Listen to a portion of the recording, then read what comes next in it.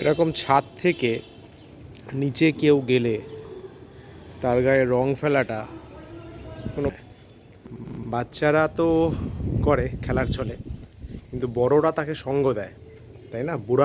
বুড়া না মানো হোলি হে কথাটা কিছু অর্থে ঠিক, কিছু অর্থে ভুল।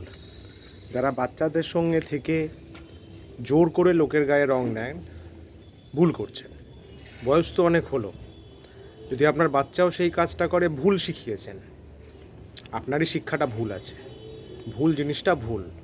রাস্তা দিয়ে লোক যাচ্ছে, হুট করে গায়ে পিচকারি দিয়ে দিলাম, তার হয়তো লাইফে অনেক কিছু ইস্যুস চলছে, অনেক কিছু নিয়ে সে বিভ্রান্ত, অনেক কিছু চিন্তায় আছে, সেটা না ভেবে গায়ে রং দিয়ে দিলাম।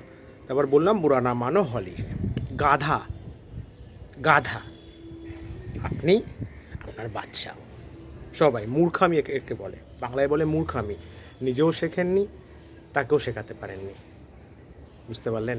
তো যারা এরকম করেন বা বাচ্চাদের সাথেও মজার ছলে করছেন, সপ্তাহে একদিন তো, বছরে একদিন তো, বছরে একবার তো হতেই পারে, না হতে পারে না, দরকার নেই জোর করে লোকের গায়ে রং দেওয়া, লোকের ছাদ থেকে রং ফেলা, নিচে লোক যাচ্ছে। আমি রিসেন্ট দেখলাম সবজিওয়ালা যাচ্ছে, ছাদ থেকে রং ফেলেছে, সেটা নিজের লাইফ নিয়ে বিজি আছে, নিজে করছে, আপনার কি? বুড়া না মানো হলি হ্যাট, মূর্খ কথাকার।